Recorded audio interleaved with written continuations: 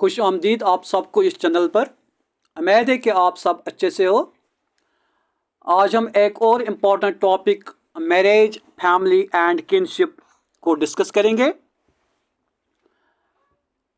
इस टॉपिक से कम 2 से 3 एमसीक्यूज आपके एग्ज़ाम में होंगे और आप जानते हो 2 या 3 एमसीक्यूज का मायने क्या है। यानी हर एमसीक्यू आपके लिए मायने रखता है, मतलब रखता है। ये 3 पॉइंट्स आपको तकरीबन 6000 कैंडिडेट से आगे ले आएंगे। इसलिए आज का लेक्चर बहुत इम्पॉर्टेंट है और मेरी रिक्वेस्ट है आपसे, ये शॉर्ट नोट्स जो मैंने बड़ी मेहनत से तैयार किए हैं आप नोट बुक पर नोट कीजिए। और इस चैनल को सब्सक्राइब करना, बहुत मेहनत लगती है इन लेक्चर्स को तैयार करने में। अगर पसंद आए तो ज़रूर लाइक करना और कमेंट करके बोलना आगे आपकी क्या डिमांड है। और ऐसे ही लेक्चर्स आप इस चैनल पर कंटिन्यू होंगे। चलो करते हैं start. Marriage, family and kinship. Marriage is a stable relationship in which a man and a woman are socially permitted to have children. Socially permitted, stable relationship. क्या होती है stable relationship? In which partners work together honestly and deal with challenges that arise, know each other well and feel a level of love. We can also call it a balanced relationship. Balanced relationship. Stable relationship is also called a balanced relationship. Socially permitted. Socially permitted. Socially permitted means socially sanctioned. Now society allows them to have children. Society इनको allow करती है कि अब तुम बच्चे रख सकते हो after marriage. Polyandry is a form of marriage where one woman marries more than one man at a given time. Polyandry में एक वोमेन एक से ज़्यादा मैन से शादी कर सकती है एक ही टाइम पर एक से ज़्यादा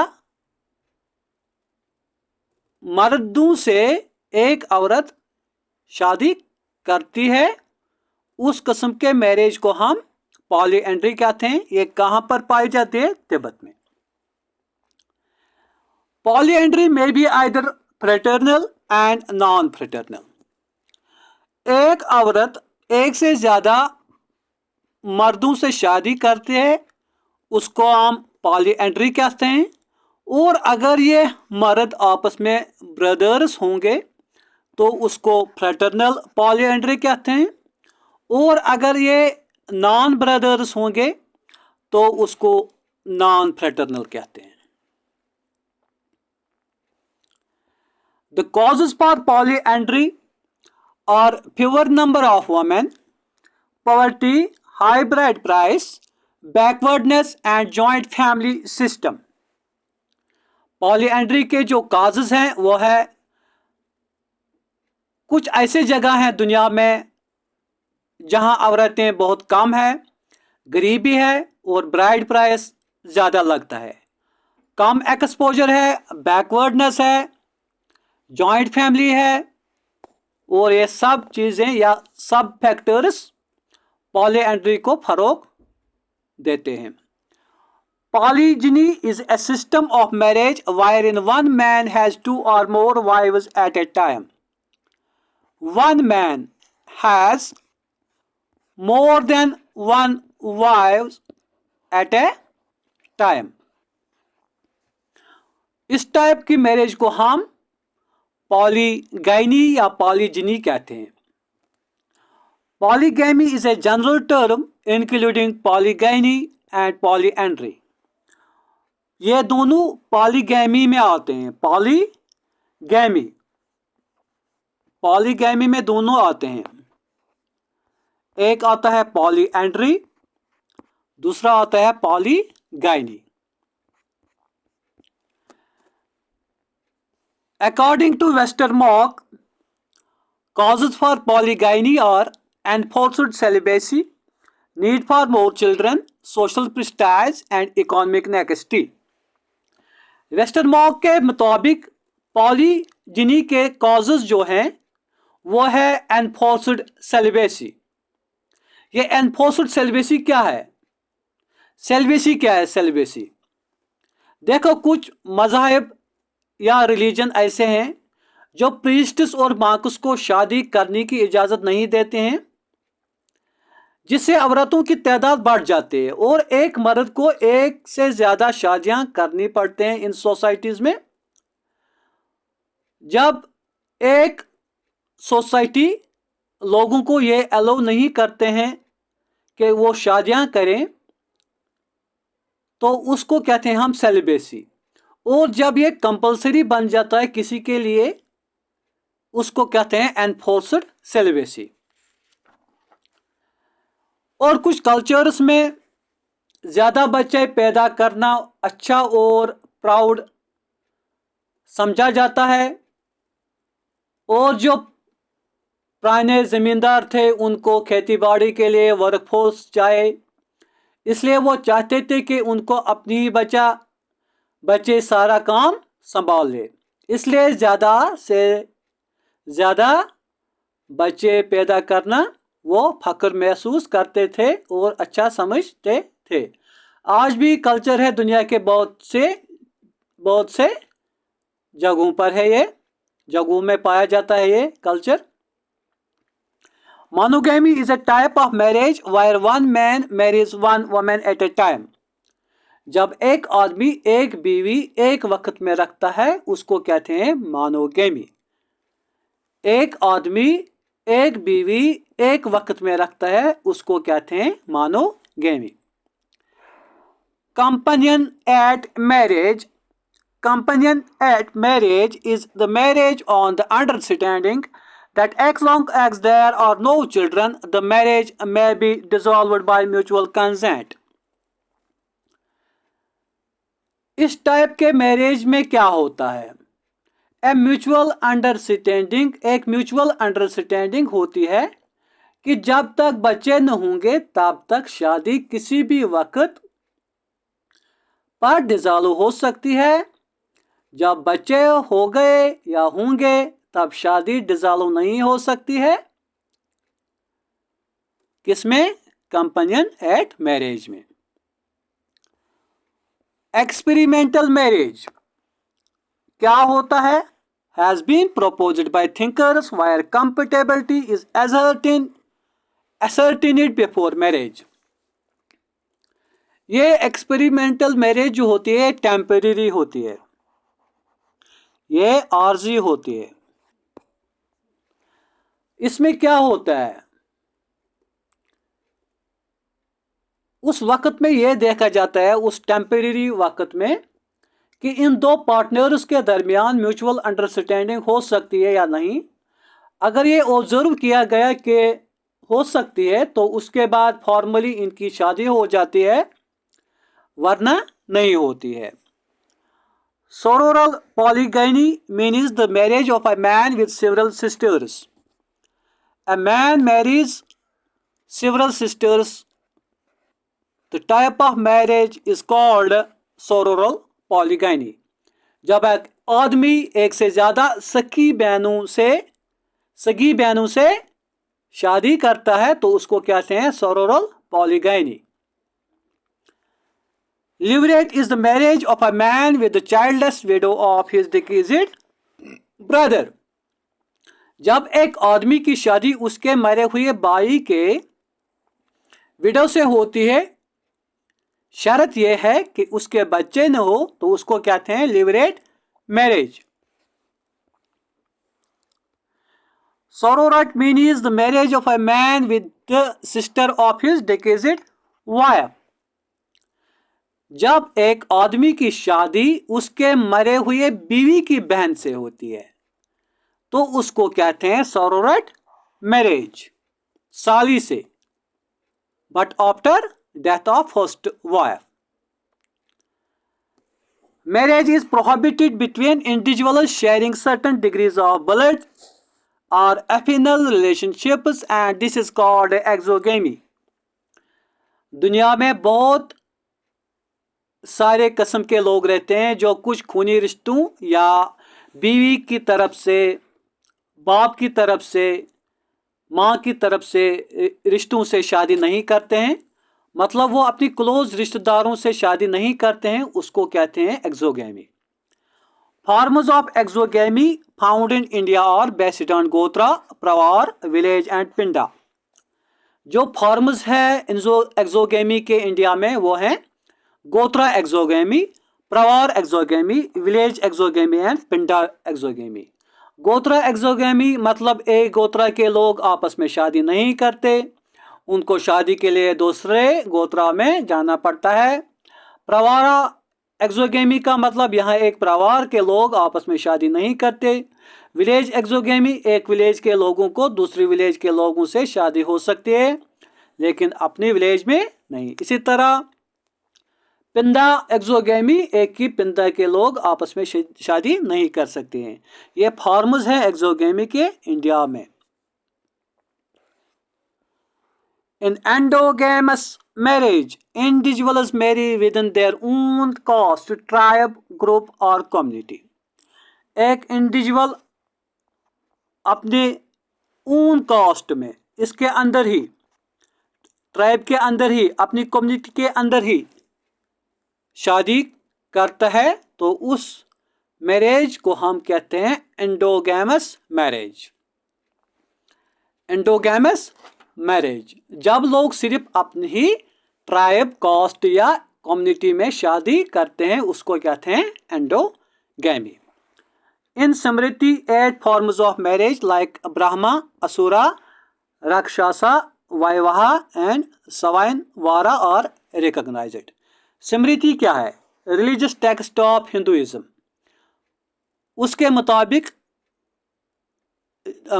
उसके मुताबिक उसमें कितने टाइप्स मेंशन किए गए मैरिज के? 8. कौन कौन? ब्राह्मा, असुरा, रक्षा, वायवा, सवायन, वारा और दैवा, पायशा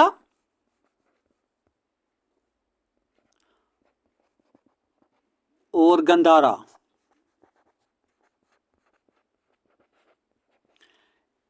ये 8 फॉर्म्स मैरिज मेंशनड है सिमिट्री में. Symmetry is religious text of Hinduism. According to traditional Hindu law, marriage is sacrament, not a civil contract. जो ट्रेडिशनल हिंदू लॉ है उसके मुताबिक मैरिज सेक्रीमेंट है. सेक्रीमेंट का मतलब डिवाइन रिवील्ड, यानी जिसने मर्द और औरत, जिसने सब कुछ बनाया, उसी ने उनके लिए मैरिज तय की है, इसलिए यह डिसॉल्व नहीं हो सकती है according to traditional Hindu law. Civil contract का मतलब क्या है? इसमें लोग आपस में तय करते हैं मैरिज, अगर पार्टनर्स को शादी करके ये समझ आए कि वो एक दूसरे से अलग होना चाहते हैं तो वो हो सकता है, मगर सेक्रीमेंट मैरिज में ऐसा नहीं हो सकता है. वो सातों जन्म तक उनका मैरिज डिसॉल्व नहीं हो सकता है according to traditional Hindu law. Marriage is a sanskara or purificatory ceremony obligatory for every Hindu. Marriage हर हिंदू के लिए ओब्लिगेटरी है, मतलब रिलीजियस तौर पर ज़रूरी है और उनके हिसाब से वो इससे पाक हो जाते हैं. The Hindu marriage act 1955 has regulated marriage among Hindus. Hindu marriage act 1955 ने ट्रेडिशनल हिंदू मैरिज सिस्टम में बहुत सी तब्दीली लाई, जैसे इसमें सेपरेशन और डाइवोर्स का ऑप्शन इंट्रोड्यूस किया गया है. ट्रेडिशनल हिंदू लॉ में डाइवोर्स का ऑप्शन नहीं था. हिंदू मैरिज एक्ट 1955 में ये इंट्रोड्यूस किया गया है. Among the various marriage rites, the performance of Saptapadi is an essential condition for Hindu marriage to become complete and binding under law. सप्तापदी सबसे अहम हिंदू मैरिज राइट है और इससे उनकी शादी कंप्लीट हो जाती है और वो हिंदू लॉ के मुताबिक शादीशुदा हो जाते हैं। ये सप्तापदी क्या है? एक्चुअली ये 7 प्रोमाइसेस है।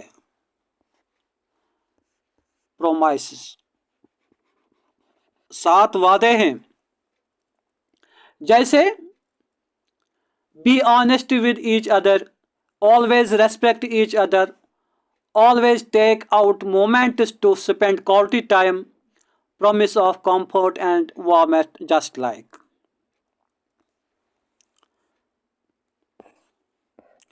The Hindu Marriage Act 1955 as against Shastras recognizes the right of Hindu woman to divorce her husband. अभी हमने पढ़ा हिंदू मैरिज एक्ट 1955 के तहत एक हिंदू औरत अपने हस्बैंड को डाइवोर्स दे सकती है और ये शास्त्रास के खिलाफ है। मतलब शास्त्रा के मुताबिक हिंदुइज्म में डाइवोर्स की परमिशन नहीं है, but in Hindu marriage act 1955 there is option of divorce. In Western societies, higher divorce rates can be regarded as concomitant of modern individualism, the pursuit of happiness, and strict control of sexual relations outside marriage. Western societies में ज़्यादा divorce rate क्यों है?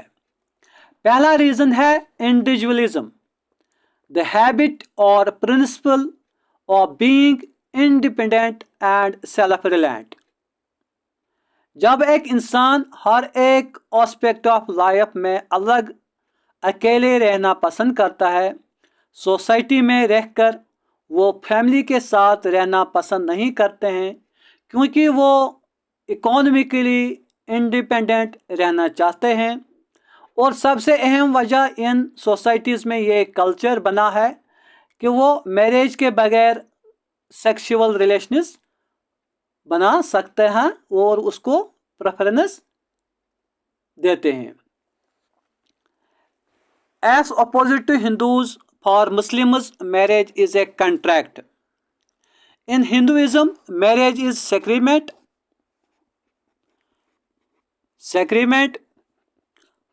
but in Muslims, marriage is contract. अभी हमने पढ़ा सेक्रीमेंट। Contract क्या है? Hinduism में मैरिज सेक्रीमेंट है, यानी वो हिंदू लॉ के तहत डाइवोर्स नहीं दे सकते हैं, लेकिन मुस्लिम मैरिज कॉन्ट्रैक्ट है, यानी वो डाइवोर्स दे सकते हैं।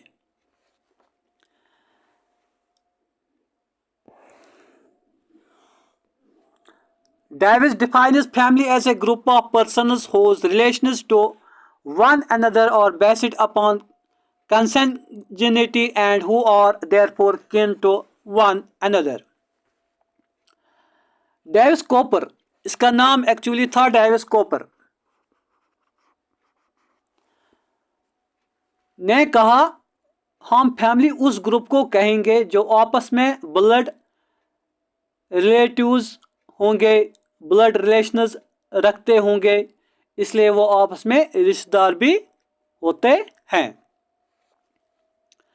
Sociologists have studied family from historical, structural and functional point of view.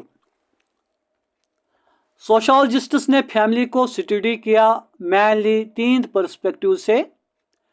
एक हिस्टोरिकल पॉइंट ऑफ व्यू, मतलब origin of family and why and for what purpose. ये किसने स्टडी किया? मार्कस एंड अदर्स ने। मार्कस एंड अदर्स ने। Structural point of view किसने study किया? Murdock ने। और functional point of view Davis and others. Main जो काम था हिस्टोरिकल पॉइंट ऑफ व्यू वो मार्कस का था। मेन जो काम स्ट्रक्चरल पॉइंट ऑफ व्यू वो मार्डक का था। मेन जो काम जो फंक्शनल पॉइंट ऑफ व्यू वो डेविस का था।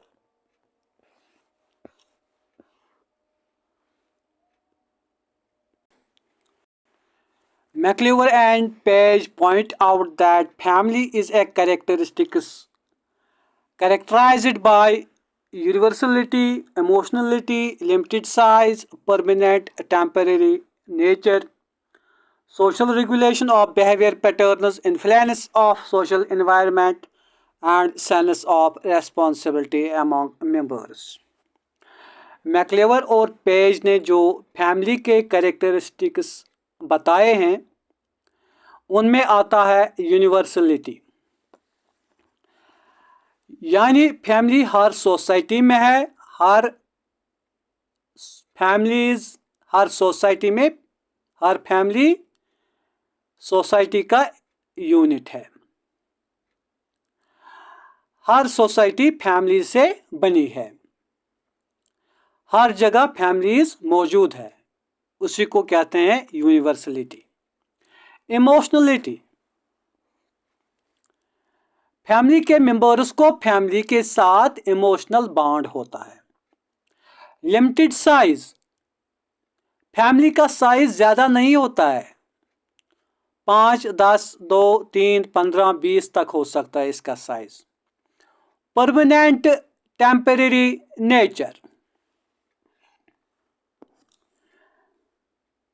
फैमिली परमानेंट भी होती है, यानी कभी कभी फैमिली 30 साल 50 साल तक एक जैसी रहती है, जॉइंट फैमिली वगैरह।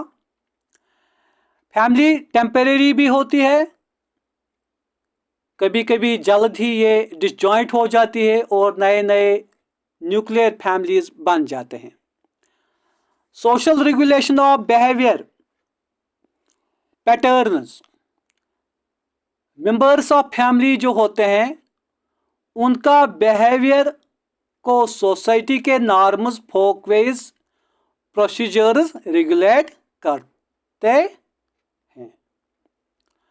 और सोसाइटी के सेटअप से फैमिली का सेटअप बनता है और फैमिली मेंबर्स अपने आप को फैमिली के लिए अहम और रेस्पॉन्सिबल समझते हैं। Influence of social environment and sense of responsibility among members.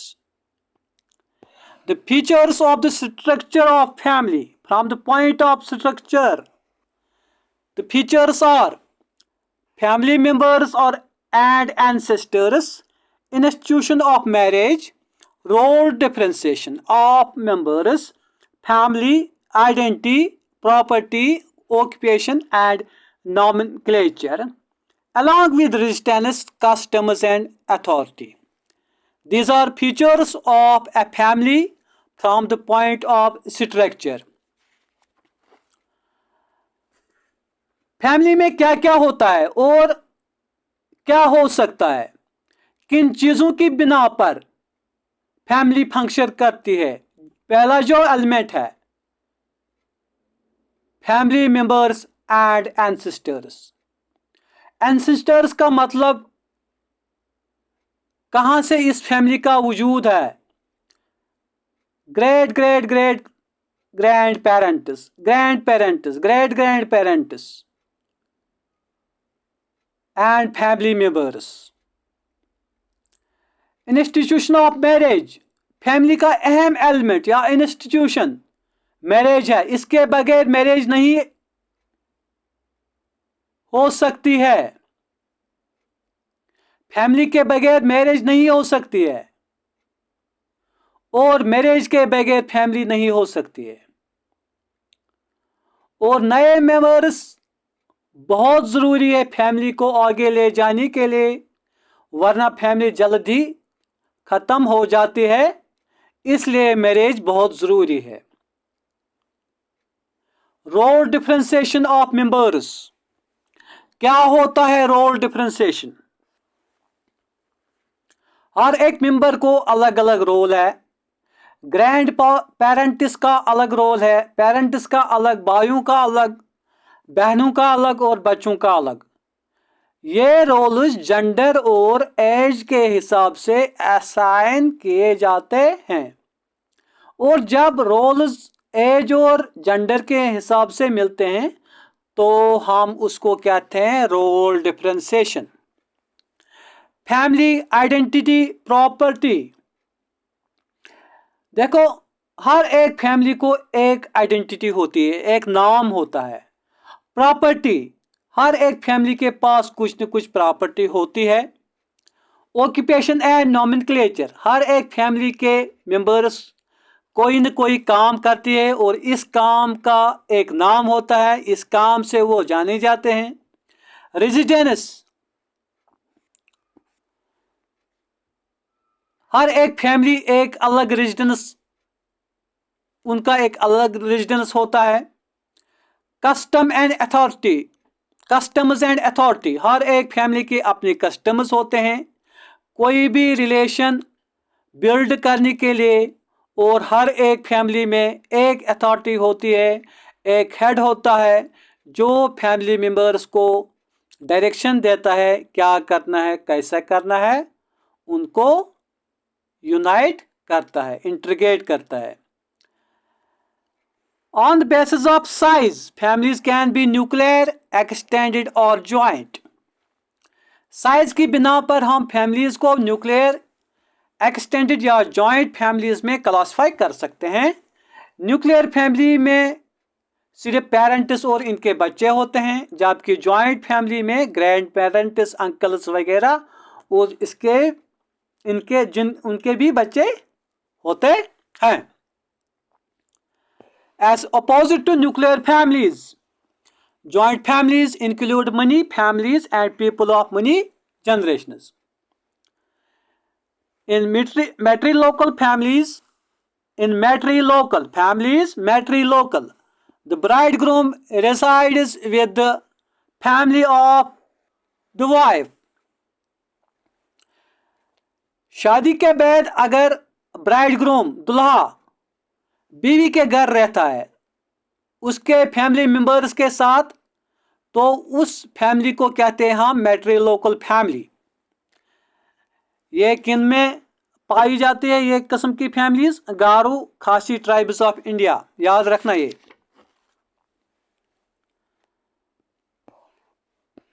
In matrilineal families the ancestors are women. Matrilineal families में डिसेंट जो होते हैं, फीमेल डिसेंट, वो फीमेल से ली जाती है। हेड ऑफ द फैमिलीज होते हैं फीमेल्स, किनमें? Matrilineal families. On the basis of power and authority, families can be patriarchal with the father as head of the family, or matriarchal with the authority resting on the mother. Authority, archal, lineal, ancestors, descent. Local, patriarchal, local, matrilocal, resistance. On the basis of power and authority, families can be patriarchal with the father as the head of the family, or matriarchal with the authority resting on the mother. जब father head of family होगा तो उस family को हम patriarchal family कहते हैं, और जब मदर हेड ऑफ फैमिली होगी तो उस फैमिली को हम मैट्रियार्कल फैमिली कहते हैं। Modoc divides nuclear family into family of orientation and that of procreation depending on the person's birth and marriage into the family. Very very important. Modoc ने families को दो टाइप्स में क्लासिफाई किया है, family of orientation and family of procreation. Family of orientation and family of procreation. Family of orientation किसको कहते हैं? जिस फैमिली में एक इंसान जन्म लेता है वो फैमिली उसके लिए फैमिली ऑफ ओरिएंटेशन है, बर्थ। और फैमिली ऑफ प्रोक्रेशन, जिस फैमिली में उसकी मैरिज होती है उसको कहते हैं फैमिली ऑफ प्रोक्रिएशन। ठीक है ना। Davis characterized the main functions of family as reproduction, maintenance, placement and socialization of the young. Davis ने फैमिली के जो फंक्शंस यानी काम बताए हैं वो हैं, पहला काम डेविस के मुताबिक रिप्रोडक्शन यानी नए नए इंडिविजुअल्स पैदा करना, क्योंकि फैमिली को आगे ले जाना है। मेंटेनेंस फैमिली मेंबर्स का हर तरह से ख्याल रखना। प्लेसमेंट हर एक फैमिली मेंबर को अपना रोल असाइन करके उनको फैमिली स्टेटस देकर फैमिली में जगह देना। सोशलाइजेशन ऑफ द यंग नए नए बच्चों को फैमिली और सोसाइटी के नॉर्म्स, प्रोसीजर्स वगैरह समझाना ताकि वो सोसाइटी और फैमिली के फंक्शंस के लिए काम करे, सोसाइटी और फैमिली के बेहतरी के लिए काम करे। The essential functions of family according to MacIver, essential functions according to MacIver और satisfaction of sexual needs, procreation and rearing of children and provision of home and affection। मैक्लिवर के हिसाब से फैमिली के जो एसेंशियल फंक्शंस है, essential functions वो है satisfaction of sexual needs. देखो हर एक इंसान को बहुत सारी नीड्स होते हैं, जैसे बायोलॉजिकल नीड्स, सोशल नीड्स वगैरह। इसी तरह हर एक मैच्योर इंसान को सेक्सुअल नीड भी होती है, ये उसे अपनी फैमिली में शादी के बाद पूरी हो जाती है। बच्चे पैदा करना, प्रोक्रिएशन और उनकी परवरिश फैमिली में ही होती है और फैमिली मेंबर्स को एक घर और एक दूसरे से बॉन्ड बनाने का काम करती है family. Rearing of children and provision of home and affection, एक फैमिली ही बच्चों, इसके मेंबर्स को एक घर देता है और मेंबर्स के बीच में अफेक्शन पैदा करती है एक फैमिली। नॉन एसेंशियल फंक्शंस, आप देखते हैं non essential functions according to MacIver. अभी हमने पढ़े हैं essential functions according to MacIver. क्या है? Provision of economic functions in terms of family industry, property, division of labor, as also health, recreation, civic and religious functions.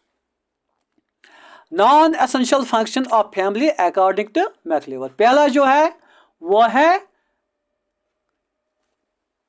Provision of economic functions in terms of family industry, यानी wealth, income. Family में income, wealth कैसी generate की जाए, यानी family members क्या काम करें ताकि वो एक स्टेबल सोसाइटी, स्टेबल फैमिली बन सकती। क्या काम करना है फैमिली मेंबर्स को ताकि उनकी फैमिली एक स्टेबल फैमिली बन जाए। फैमिली की प्रॉपर्टी और फैमिली मेंबर्स को जेंडर, एज और स्किल के हिसाब से काम असाइन करना। Property and division of labor, as also health, recreation and civic and religious functions। Health, recreation, civic and religious functions ये भी मैक्लिवर के हिसाब से नॉन एसेंशियल फंक्शंस में आते हैं। ये भी कौन प्रोवाइड करता है? फैमिली प्रोवाइड करता है। डिवीजन ऑफ लेबर किसको कहते हैं? जब फैमिली की प्रॉपर्टी और फैमिली मेंबर्स को जेंडर, एज और स्किल के हिसाब से उनको काम दिया जाता है तो उसको कहते हैं division of labour. Family makes an important contribution towards the socialisation of its members, regulation of their behaviour and social control. Family का मेन कंट्रीब्यूशंस जो है वो है socialisation of its members. Family members को कैसे फैमिली के norms के तहत उनके बिहेवियर को रेगुलेट और कंट्रोल किए जाए। KP Kapadia believes that Indian joint family system is changing and tendency is towards small and nuclear families.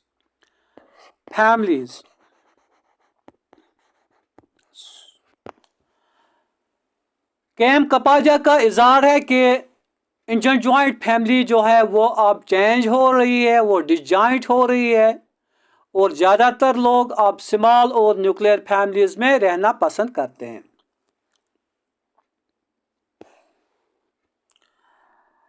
Factors responsible for disintegration of joint family system are industrialization, extension of transport and communication, urbanization, migration, and influence of individualistic philosophy.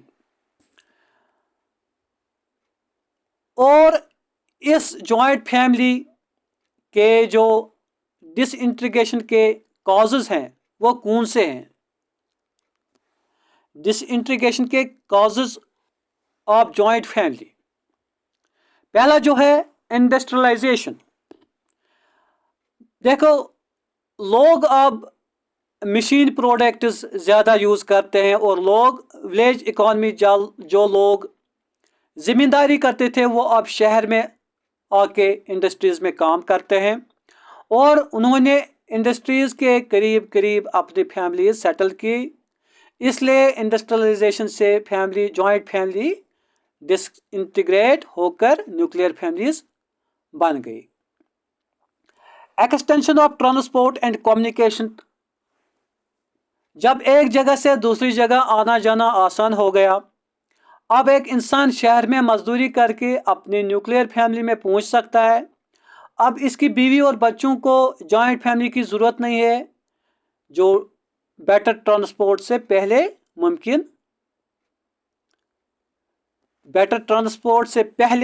मुमकिन नहीं था। Urbanisation, देखो जो बड़े बड़े गांव थे वो अब छोटे छोटे टाउन्स और सिटीज़ बन गए। Migration and influence of individualistic philosophy, migration की बात करेंगे। बेटर फैसिलिटीज़ के लिए लोग गाँवों से शहर और एक शहर से दूसरी शहर में जाने लगे ताकि उनके बच्चों को अच्छी तालीम और नौकरी मिले। इंडिविजुअलिस्टिक फिलॉसफी, ये भी अहम फैक्टर है। ज़्यादातर इसका असर वेस्टर्न सोसाइटीज़ में है। लोग अब अकेला रहना पसंद नहीं करते हैं। अकेला ही रहना पसंद करते हैं वेस्टर्न सोसाइटीज़ में।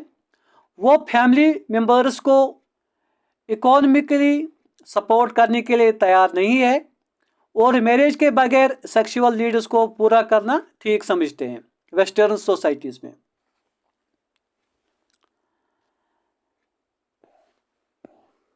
Individualistic ideology, women's empowerment and life of urbanization have changed old familial relationships and roles in terms of husband-wife relations and parenting. देखो, इससे जो familial relationships, old familial relationships थे, चेंज हो गए और जो हस्बैंड एंड वाइफ के roles थे बच्चों को परवरिश करने के लिए, वो भी चेंज हो गए। पहले सिर्फ औरतों का काम होता है बच्चों की अहम परवरिश करना, उनकी देखभाल करना। मर्द काम के लिए बाहर जाते थे, लेकिन अब दोनों मर्द और औरत काम के लिए बाहर जाते हैं और मर्द भी बच्चों की इसी तरह परवरिश करते हैं जैसे औरतें। So the parenting roles of father and mother is changed now. Welfare state takes over the responsibility of education, health of old children, handicapped, etc., thus limiting the jurisdiction of the role of the family. Welfare state का क्या मतलब है? Welfare state, जिस state में government responsibility लेती है किनकी? जो ओल्ड एज के हैं, जो अनएम्प्लॉयमेंट है, जो एक्सीडेंट्स के शिकार हो जाते हैं और जो बहुत वक्त तक बीमार रहते हैं, उस स्टेट को हम वेलफेयर स्टेट कहते हैं, जिस स्टेट में इनकी रेस्पॉन्सिबिलिटी ली जाती है गवर्नमेंट थ्रू। जब स्टेट ने ये काम लिए जो एक्चुअली फैमिली के थे, तब इन मेंबर्स को जैसे ओल्ड एज वगैरह फैमिलीज की जरूरत नहीं है, इससे जॉइंट फैमिलीज डिसजॉइंट होकर न्यूक्लियर फैमिलीज बन गई।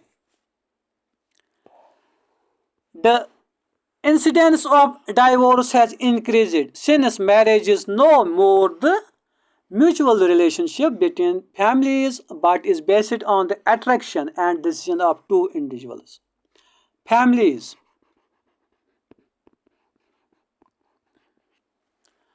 ये देखा गया है जब से दो फैमिलीज का म्यूचुअल रिलेशनशिप खत्म हुआ, दो फैमिलीज का डिसीजन लेना खत्म हुआ, शादी सिर्फ दो पार्टनर्स के डिसीजन और अट्रैक्शन पर होने लगी, तब से डाइवोर्स रेट में ज़्यादा इजाफा ऑब्जर्व किया गया। यानी जब से अरेंज मैरिजेस कम होने लगी, तब से डाइवोर्स रेट ज़्यादा होने लगा। The number of unwed mothers and unmarried couples living together is weakening the role of family and marriage in Western societies. Western societies में अब unwed mothers और unmarried couples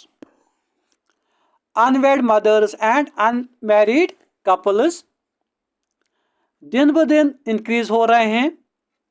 इससे भी फैमिलीज और मैरिज इंस्टीट्यूशंस दोनों वीक हो जाते हैं। Unwed mothers are those women who adopted children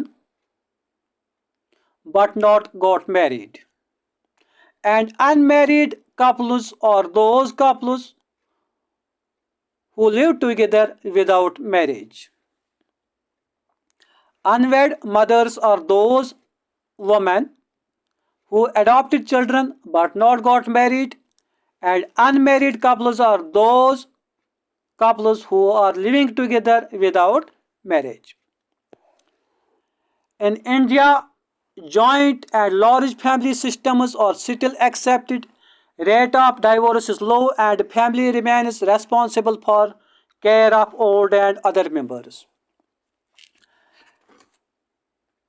अगर हम इंडिया की बात करेंगे as compared to western societies, यहाँ अभी भी जॉइंट फैमिली एग्जिस्ट होती हैं और डाइवर्स रेट लो है, और फैमिली की ये रेस्पॉन्सिबिलिटी है कि वो ओल्ड एज और बाकी मेंबर्स की परवरिश और ध्यान रखे।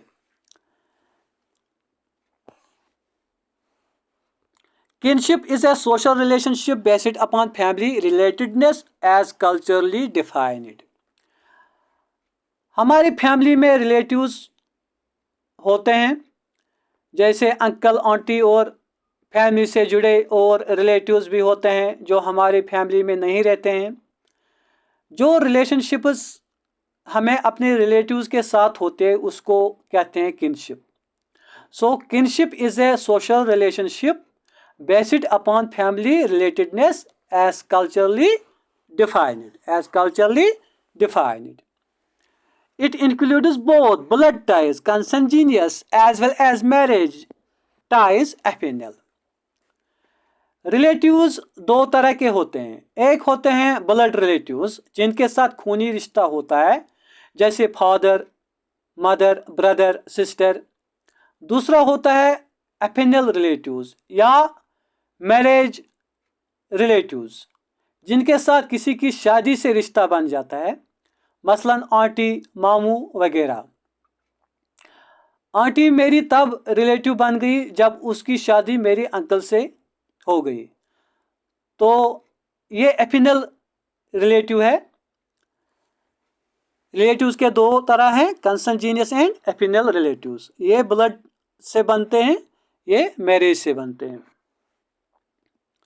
Kinship system is the system of status and roles that act as model for and governs the behavior of people who are considered to be related to each other through marriage or descent।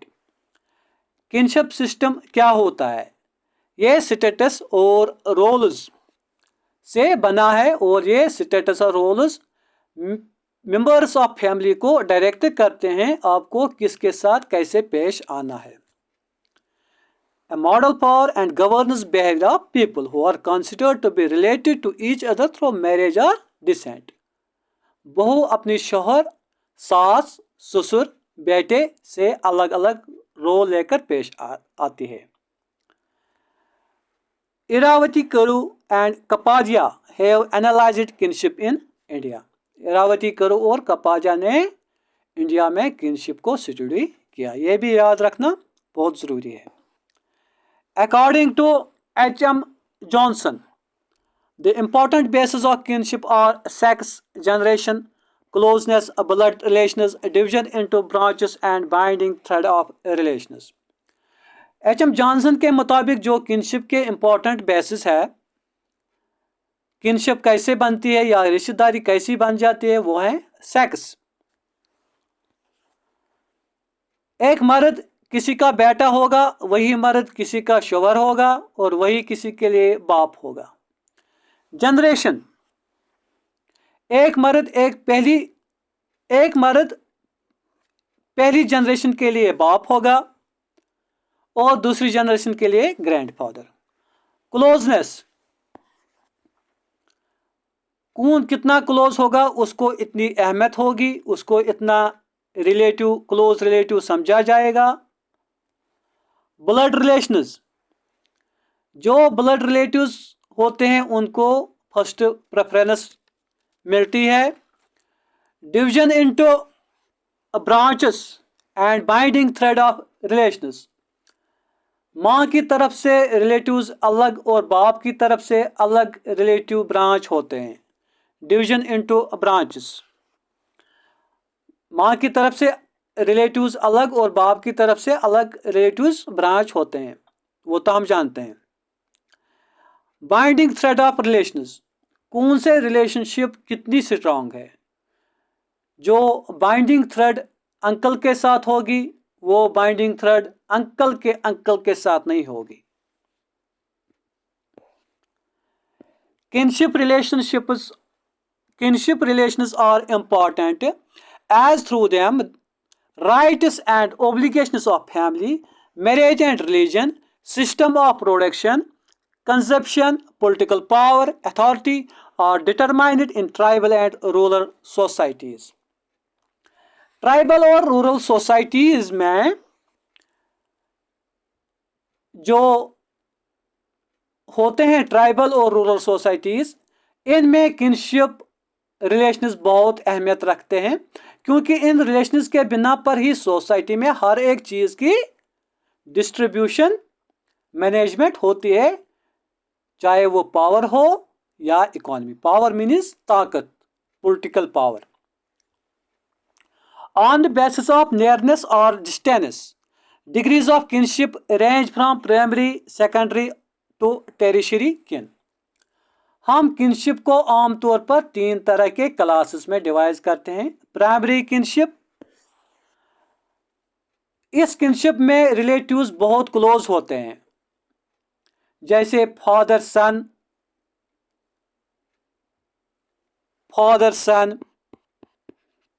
Brother sister वगैरह, husband wife.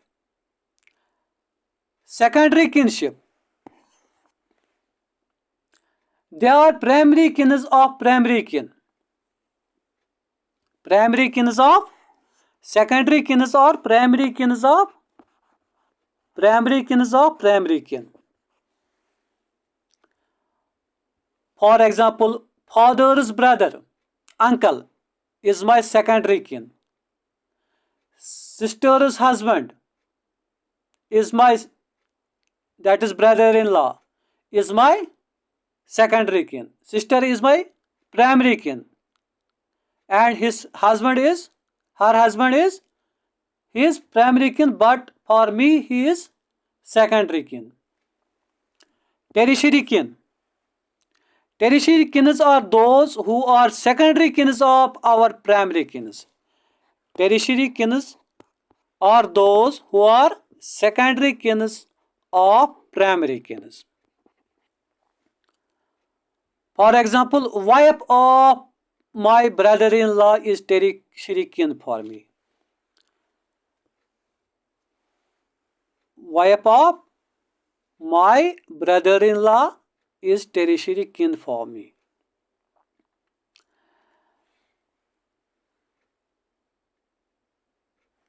My wife is primary kin for me. His brother,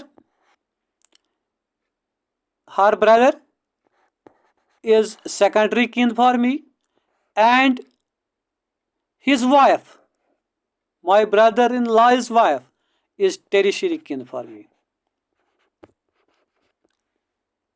Okay? Morgan classified kinship terms into classificatory and descriptive systems. Morgan ने किनशिप्स को क्लासिफिकेटरी और descriptive systems में classify किया है. आप देखते हैं ये क्या है.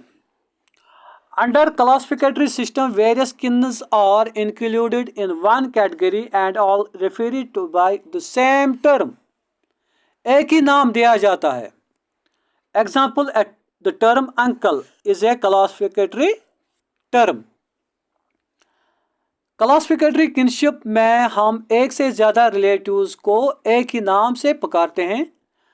अंकल, अगर हम अंकल की बात करेंगे, फादर्स ब्रदर को भी कहते हैं. जो फादर का ब्रदर होता है उसको भी हम अंकल कहते हैं, और जो मदर का ब्रदर होता है उसको भी हम अंकल कहते हैं. तो अंकल क्या है? It is classificatory term. Under descriptive system, one term describes the exact relation of a person towards another. Example, father. Descriptive system में हम हर एक रिलेटिव को एक अलग नाम से पुकारते हैं. For example, father is used for only one person. Father हम फादर को ही कहेंगे और किसी को नहीं कहेंगे. Usages which regulate the behavior of different kins are called kinship usages. Different kins आपस में किस तरह से पेश आते हैं, उस behavior को kinship usage कहते हैं.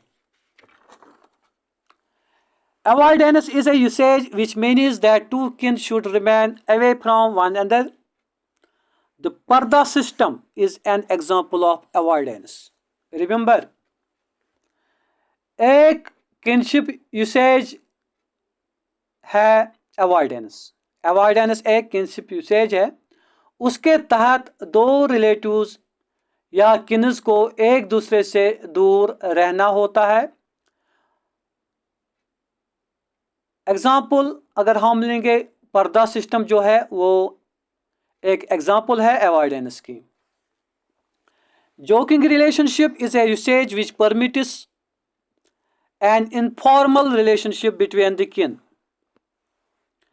Informal relationship between the kin. Joking relationship के तहत किन्स आपस में इनफॉर्मल रिलेशनशिप्स रखते हैं. Not formal, not permitted by society, informal, उसको कहते हैं joking relationship. Informal relationship between the किन. Technonymy, according to Tyler, is a usage where a kin is not referred to directly but through another kin. Tylor कहते हैं टेक्नोनाइमी हम उस usage को कहते हैं जिससे हम इनडायरेक्टली किसी के और नाम से पुकारते हैं, किसी को और नाम से पुकारते हैं, डायरेक्टली नहीं। मसलन जब हस्बैंड अपनी बीवी को पुकारता है, वो उसको एग्जैक्ट या डायरेक्ट नाम से, उसको एक्चुअल नाम से नहीं पुकारता है, बल्कि अपनी बेटी या बेटे के नाम से पुकारता है। उसको कहते हैं टेक्नोनामी। एवनकुलेट is a usage where the maternal uncle is given a prominent place, maternal uncle, mamu, in the life of his nephews in a matriarchal system। ये किस में होता है? matriarchal system में। Usage and relationship between a man and his sisters, sons and daughters is known as avunculate। Important role is given to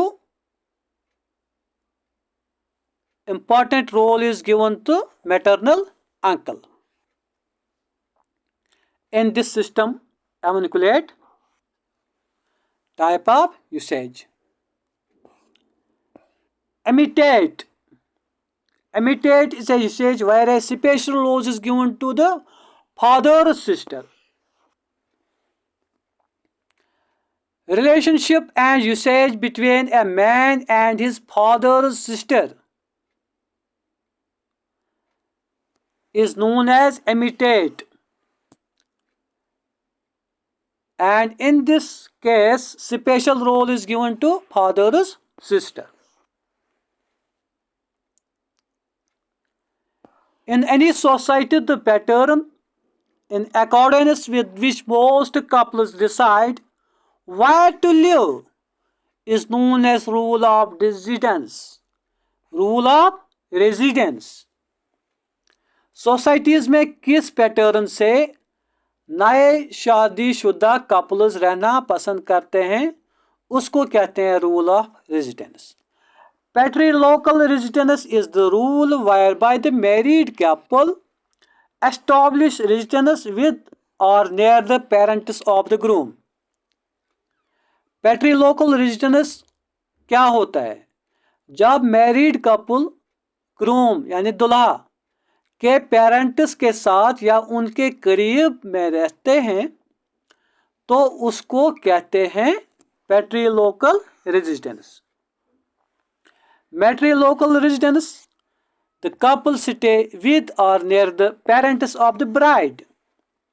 जब married couple दुल्हन bride के parents के साथ या उनके करीब रहते हैं तो उसको कहते हैं मैट्रिलोकल residence.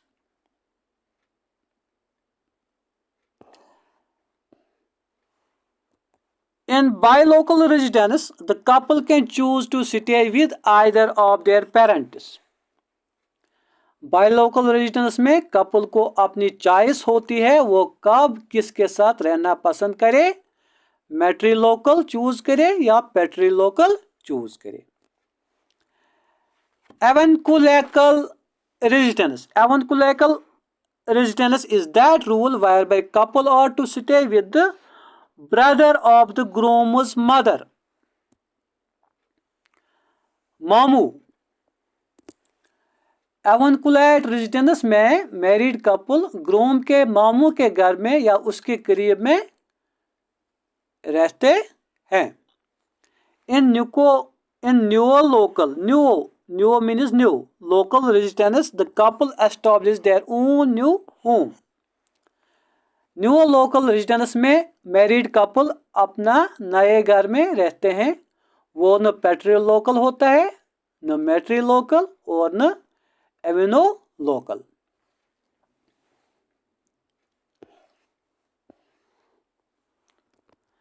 The principle of set of principles by which a person's consanguineal relatives are determined is known as technically as rule of descent। किस नस्ल से, जिन प्रिंसिपलों के तहत या जिस तरीके से एक आदमी के ब्लड रिलेटिव्स को देखा जाता है उसको कहते हैं हम रूल ऑफ डिसेंट। जैसे father of A is B, उसका फादर सी, उसका फादर डी, उसका फादर, ऐसे जब एक लाइन बन जाते हैं उसको कहते हैं रूल ऑफ डिसेंट। उस लाइन से प्रॉपर्टी, इनहेरिटेंस, अथॉरिटी ट्रांसफर होती है, उसको कहते हैं rule of descent. In patrilineal descent the individual automatically becomes a member of any consanguineal kin group to which his father belongs। Patrilineal descent में एक individual automatically हर एक उस ग्रुप का मेंबर बन जाता है जिन ग्रुप्स में उसका फादर हो। Rule of descent from father's side, patrilineal is rule of descent from father's side. इसी तरह matrilineal descent, the individual join the consanguineal blood relatives kin group of his mother. Matrilineal descent में एक individual automatically हर एक उस group का member बन जाता है जिन ग्रुप्स में उसकी मदर हो। Rule of descent is here from mother's side, from mother's side, mother's side. Here it is from father's side. Rule of descent.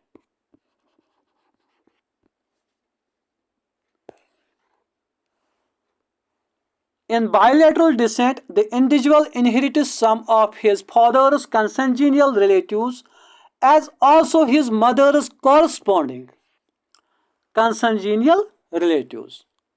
Bilateral descent में एक इंडिविजुअल कुछ फादर के रिलेटिव्स से ग्रुप बनाता है और कुछ मदर साइड के रिलेटिव्स के साथ ग्रुप बनाता है। कुछ इनहेरिटेंस मदर की लाइन से लेता है, कुछ इनहेरिटेंस फादर की लाइन से लेता है। कुछ प्रॉपर्टी, कुछ अथॉरिटी, कुछ इनहेरिटेंस फादर की लाइन से, कुछ मदर की लाइन से, उसको हम कहते हैं bilateral decent.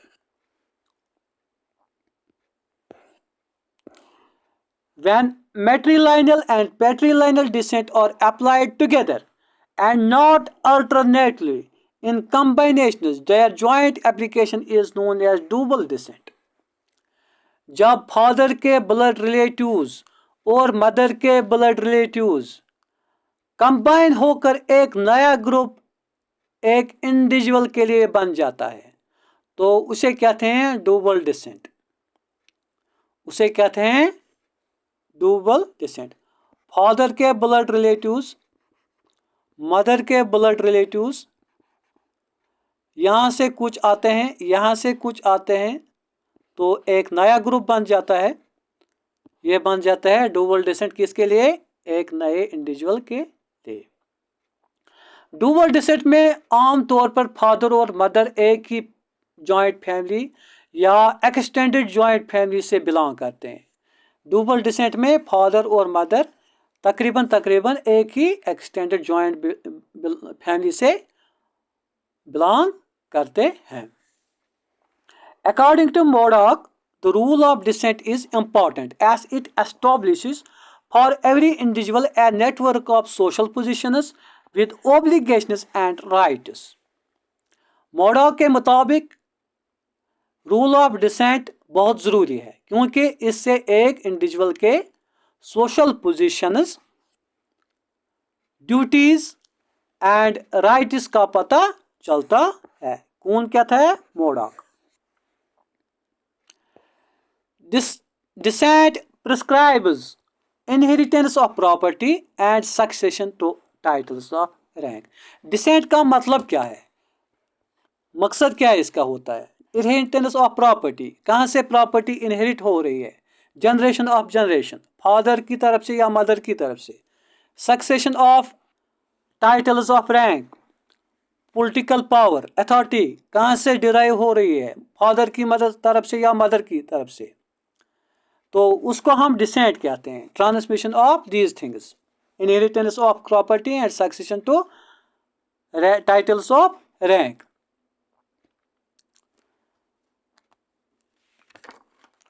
"75 point number. A lineage consists of descendants in one line who know their genealogical relationships and who recognize obligations to one another. All the descendants from the father's side forms patrilineage or patriline. इसी तरह all the descendants from the mother's side forms matrilineage और matriline. patrilineage को हम कहते हैं एग्नेट भी, short term है इसके लिए patrilineage के लिए, और matrilineage के लिए हम यूज करते हैं इनेट.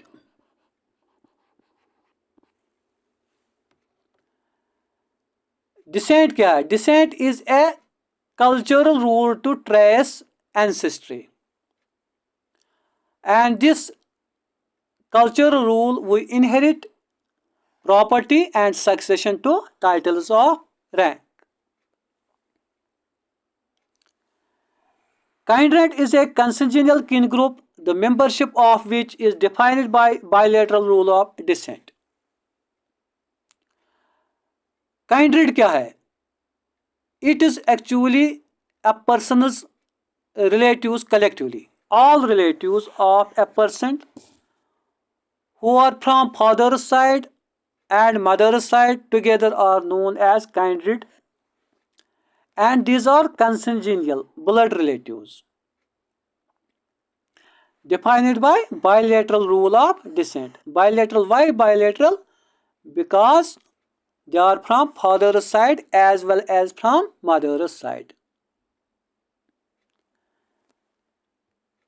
A clan consists of families bound to one another by unilocal rule of resistance, unilineal rule of descent, and sense of solidarity.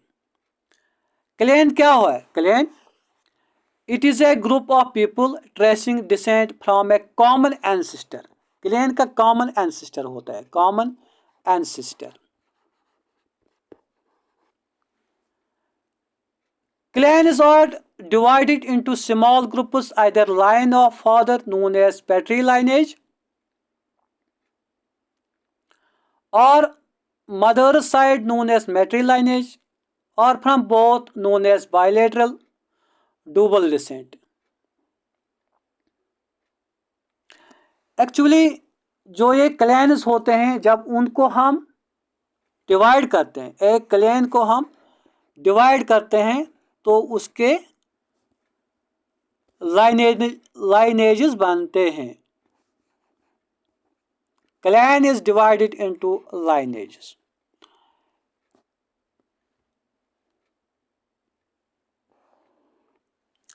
This was all about today's lecture. आखिर पर ये एक अहम क्वेश्चन है आपके लिए. In Jammu and Kashmir, what type of descent is mostly in practice? Patrilineal, matrilineal or bilateral? Please comment your answer in comment box below and subscribe this channel, and thanks once again.